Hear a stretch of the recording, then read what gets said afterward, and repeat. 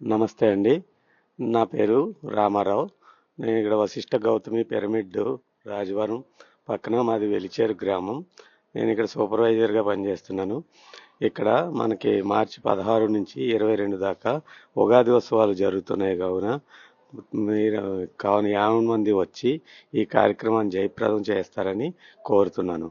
ఇక్కడ మనకి సంగీత ధ్యానం, గోదావరి స్నానం, షడ్రుచుల భోజనం, కళాకారుల నృత్యాలు, మళ్ళీ మాస్టర్స్ ఇచ్చే మంచి అద్భుతమైన ప్రసంగాలు, ఎన్నో అద్భుతమైన కార్యక్రమాలు జరుగుతాయి.